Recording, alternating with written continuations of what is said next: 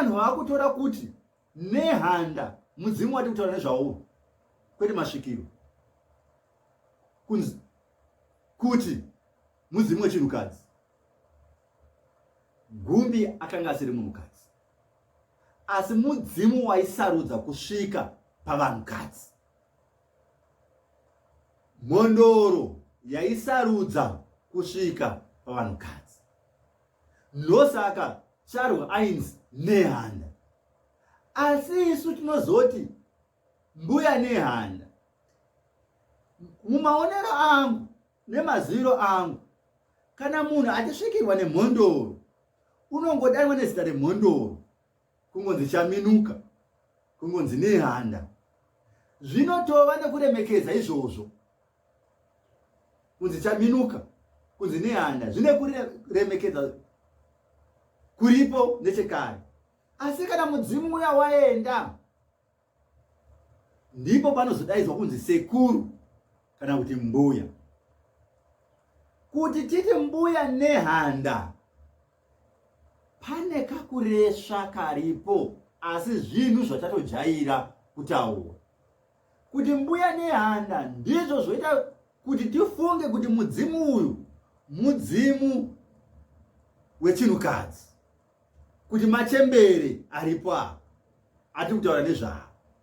Iwo uri Mudzimu wechinhurume wainzi NeHanda, ukaenda muzvinyorwa zviripo vanenge vachingonzi NeHanda kati nyanda, nyanda kati NeHanda. Chero vanotaura pachiitwa atingati direct quotations pachirungu, vanenge vachingoti NeHanda. Zvekuti Mbuya Nehanda zvinhu zvakazonyanya kuuyapo pachimurenga chepiri. Izvi zvakanga zvava kupolitics. Isu hatisi kutaura zvepolitics, tinoda kutaura nhoroondo yevanhu vatema sezvavari. Zvakanga zvakamira sei, zvakafamba sei, zvikamira sei, tichiona, tichikurukura pamusoro pemudzimu waNehanda Gumbi. Saka tati wakatanga munhu anozikanwa kunzi akasvikirwa wokutanga anozikanwa ndiNyamita, akanga ari mwana wanyatsimba mutota, vachiera nzou, vakanga vari mandlovu ava vari kutaura nezvavo. Tichibva ipapo mumwe anozikanwa, kuna mazviona anozikanwa zvekare sekuti akaita svikiro remudzimu uyu. Kuna Charwe anozikanwa zvekare kuti rakanga riri svikiro remudzimu uyu.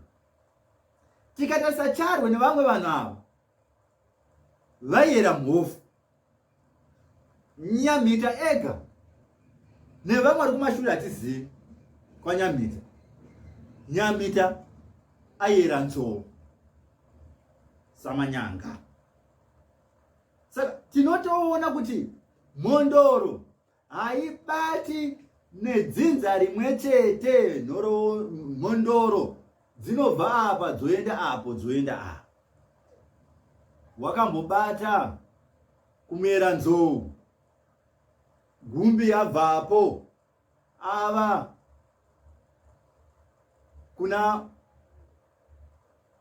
kunomera mhofu vachiyera wekwawata. Saka ndizvo mabatiro anoita Mhondoro. Haingorambi iri mudzinza rimwe chete, kati mumutupo mumwe chete. Zvino zvinozonetsa ndezvekudai, ngatiti wakabata pana Nyamita oshaika, wobvapo wonobata pana mazvioni. Nyamita unogona kusara achimukawo semudzimu, asi vanhu vachiziva kuti aimukirwa naNehanda vanozongoti mudzimu wamuka ndewaNehanda, nokuti mbuya ivavo Nyamita vakanga vakunziwo Nehanda. Saka pavanongomuka vanhu vanongotora nemhaka yekuti vainzi Nehanda, vakanga kudai vanzi Nehanda, pavanoti Nehanda vofunga kuti ndiGumbi. Ndo dambudziko riripo. Ndo zvinoita kuti munhu kuti apo pana Nehanda, apo pana Nehanda, apo pana Nehanda. Vanhu voti ko Nehanda wacho ari papi? Apo pana chaminuka, apo pana chaminuka, apo pana chaminuka. Vanhu vobvunza chaminuka wacho uri papi? Chakakosha kana tichitarisa mudzimu waNehanda, sezvawakanga uri pana Charwe, unobvunzwa kuti ndiwe Gumbi here? Kati unototaura wega kuti ini ndiri Gumbi Nehanda. Ndo pamunobva maziva kuti ndiwo mudzimu wemhondoro mukuru uya. Asi kana vakangoti Nehanda, vanhu vakanzi vana Nehanda vakawanda. Charwe akazomuka, nepamusoro pekuti akanga akunziwo Nehanda, anongomukawo achizviti Nehanda, asi asiri Gumbi. Ndo musiyano unenge uripo. Anoona kumuka saNehanda, asi asiri Gumbi, nokuti pamazuva ake ekurarama akapedzisira akudanwawo kunzi Nehanda. Ndo zvinenge zviripo. Ndo saka nhasi vachinzi vakufunga kuti mudzimu waGumbi vatitaura nezvayo Mhondoro, vatitaura nezvayo iyi machembere munhukadzi, nokuti panomuka pawakanga wakagara, nokuti Mhondoro inobva yoenda kumwe, yotoenda kune rimwe dzinza, kune mumwe mutupo, vanongosara vachingoti ndiye Nehanda. Saka sezvo uri mudzimu waibata, ngati unobata nevanhukadzi, unobata nevasikana, unobata nevanhukadzi, vanhukadzi ivava vanozongomuka vachidanwa zita remumhondoro yakanga iripo, Nehanda kana chaminuka. Vamwe vosaziva kuti mudzimu watitaura nezvawoyo mudzimu wedere wemumusha kana kuti imhondoro. Nehanda mudzimu mukuru waive mudzimu wemhondoro, ndiye Gumbi Nehanda.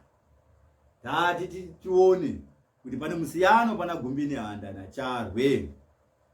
Charwe mbuya vakaberekwa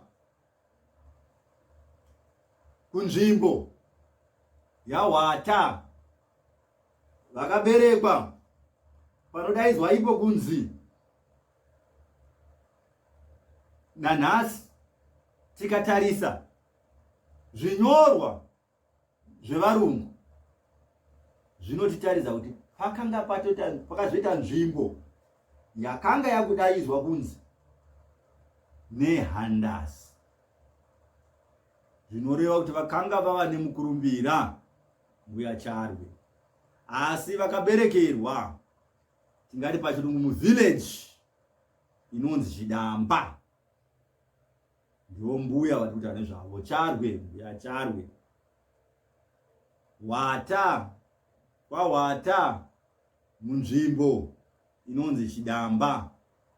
Vamwe vanoti Mbuya Charwe vakanga vari mukadzi wamambo wokupedzisira wevarozvi. Vari mukadzi wamambo wokupedzisira wevarozvi. Hatina humbo hwakasimba hwekuti Mbuya Nehanda vakanga vari mukadzi wakaguma. Vatava kuti Mbuya Nehanda mbuya, hatina nhoroondo yakadaro, asi matauriro anoita vanhu vakasiyana siyana. VaCharwe munzvimbo yemazowe ndimo mavakanga muri munyika mavo, vachitungamirira nokupa mashoko kumadzimambo nemadzishe akanga ari munzvimbo yavo.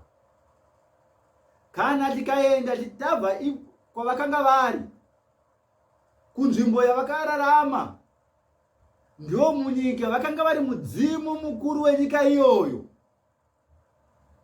ikoko kwahwata ikoko.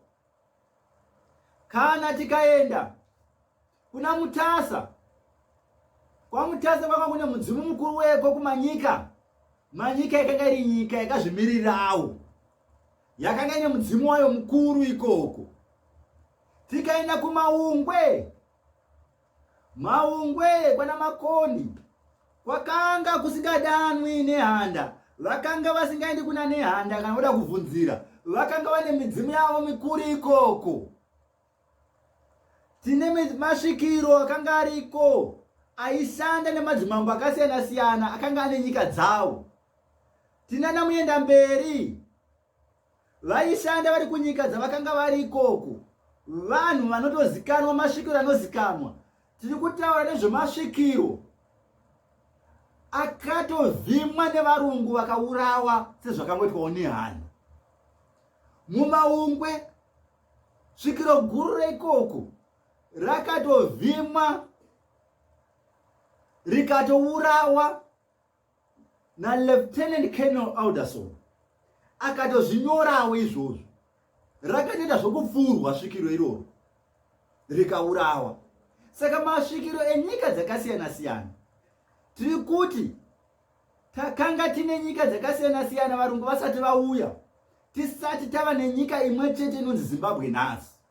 Madzimambo akasiyana siyana akanga nenyika dzawo, akanga ane masvikiro awo, akanga ari masvikiro enyika iyoyo.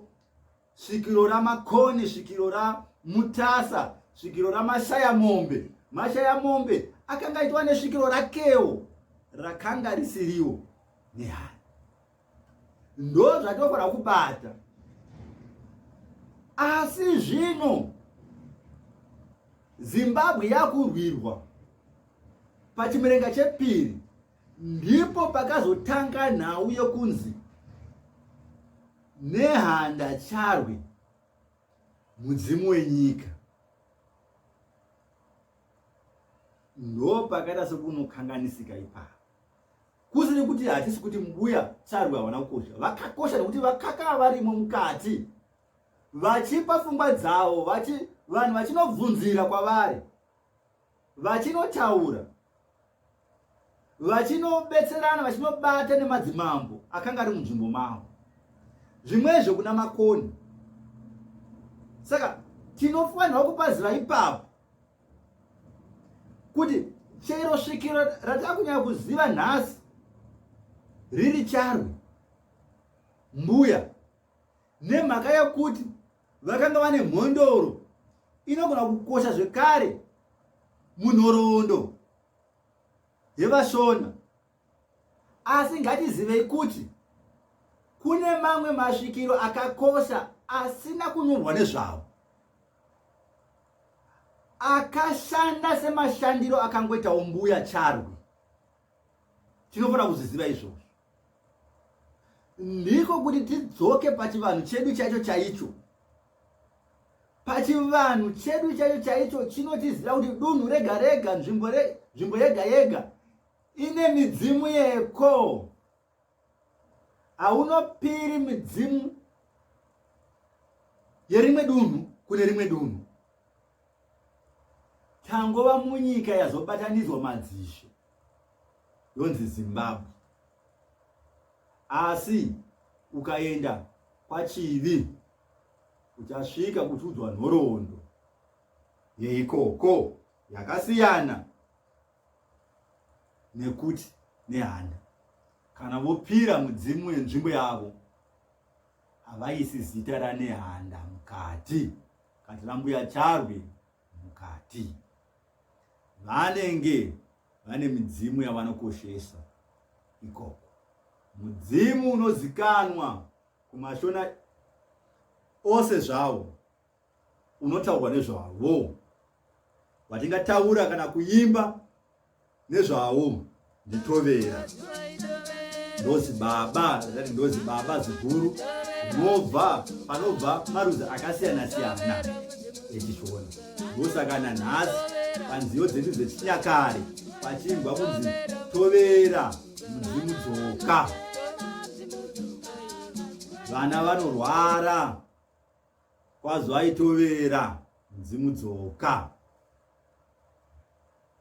Mamwe midzimu yatingataura nezvayo hatinzwi ichiremekedzwa kumatunhu akasiyana-siyana.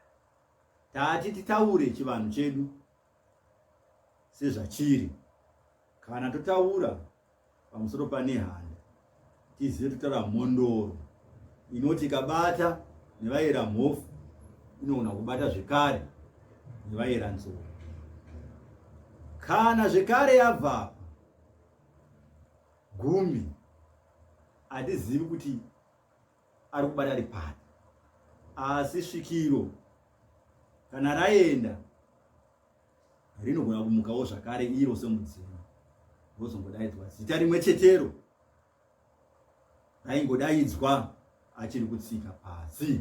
Ndiyo nhoroondo yatinayo, nhoroondo yaNehanda. Yatati tipanane tinzwisise kuti zvakamira sei, kuti zvaifamba sei. Tine masvikiro zvandataura akasiyana-siyana. Tina mazarire akanga ari kumasvingo isvikiro guru, ringadai richiimbwa nezvaro, ringadai zvekare rakanyorwa nezvaro. Tina vachifedza vakanga vari pachivi apa, vachifedza isvikiro guru rakarwawo hondo yechimurenga. Tine masvikiro akasiyana-siyana. Tina atakai akanga riri svikiro zvekare rechidzimai, vanga ari mudzimai aisvikirwa Mhondoro zvekare yakabata pamashaya mombe. Saka tatisu tine masvikiro atinawo akasiyana-siyana akabata kunzvimbo dzakasiyana-siyana. Pachimurenga chekutanga hatina svikiro rimwe chete. Takanga tisina nyika imwe chete, takanga tine nyika dzakawanda dzakanga dzine masvikiro akasiyana-siyana. Kwanga kune Mhondoro dzakasiyana-siyana dzenyika idzodzo dzakanga dziripo. Ndicho chivanhu chedu, ndotsika dzedu dzechivanhu, mamiriro azvakanga zvakaita pachimurenga chekutanga. Ndini wenyu Sekuru Makore, tanga chitarisa nhoroondo yaGumbi Nehanda akazosvika vananyakasikana Charwe. Tikati zvakare akasvika vanaNyamita. Kufa kwaNyamita, Nyamita akasiya ati bvupa rangu richamuka. Mashoko ekuti bvupa rangu richamuka haasi mashoko akataurwa naCharwe. Mashoko munhoroondo yechishona ikatarisa oral tradition, mashoko akataurwa naNyamita. Tati aisvikirwa zvakare naGumbi Nehanda. Saka ipapo zvinoda kuti pazikanwe izvozvo kuti mashoko ekuti bvupa rangu akazoshandurwa onzi mapfupa angu achamuka anenge ari munhoroondo yaNyamita, mwanasikana wanyatsimba Dota. Ndiye anonzi akasiya ati bvupa rangu richamuka. Iri nhau yekuti pakanga paita makuna-kuna, pakanga pasina kuita zvakagumira zvakanaka pakubata umambo kwakaita hanzvadzi yake ichipinga pasi naNyamita. Ndobva zvinonzi mukufa kwake haana kufa ane mufaro nechiitiko chakanga chaitwa nehanzvadzi yake. kupinda pasi kupinda mumakuna ndipo paanoti ndikufa kwake ndichitiko ichi gupa rangu richamuka. Natenda ndisekuru.